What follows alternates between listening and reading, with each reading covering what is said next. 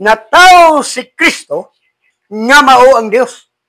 So atong ilhon nga kini si Jesus mao ni siya ang Dios nga nagpakatao. Kaya ang tanan nga dili mo ila nga siya ang Dios nga nagpakatao, atong tanawon 2 Juan 1:7. Kay daghang mga malimbungon na nanungha karon sa kalibutan nga tawo nga wala magailang nga si Kristo nagpakatao. Ang ingon niini mao ang malimbungon ug ang Antikristo. Okay. Daghan ang dili mo tuo nga si Kristo o si Jesus nagpakatao.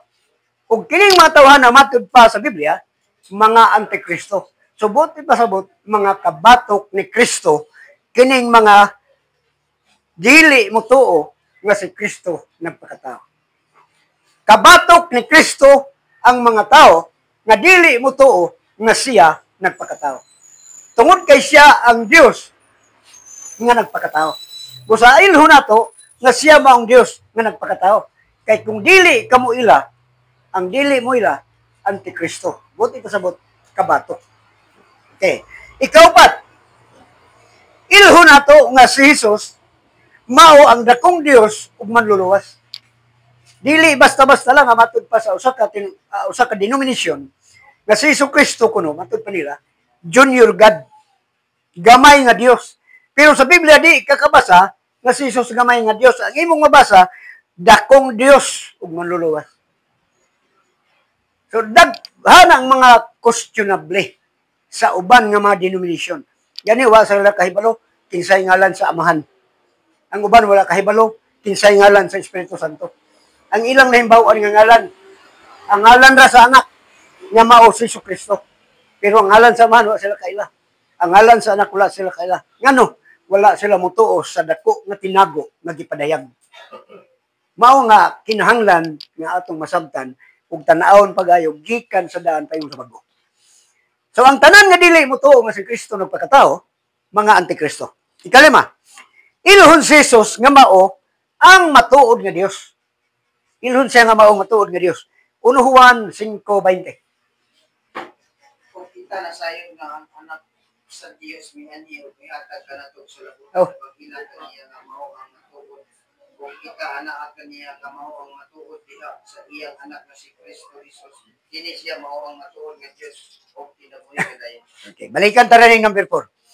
So diri sa number 5, ilhon siya nga mao ang matuod nga Dios. Na sumala din nagisgot kang Kristo nga matud pa kini siya mao ang matuod nga Dios. Okay, balikan ta ang number 4. Ilhon si Jesus nga mao ang dakong Dios ug manluluwas. Tito 2:13. Nga nagapaabot sa bulangan nga paglaom ug sa pagpadayag sa himaya sa atong dakong Dios ug manluluwas nga si Kristo. Atong dakong Dios ug manluluwas nga si Kristo. Tanawon ta ang iyang pagkahimugso. Mateo 1:21.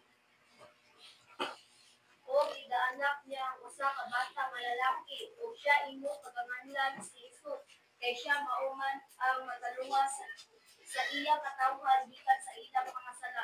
Okay. Nganlan siya manluluwas. Busa si Jesus dakong Dios ug manluluwas.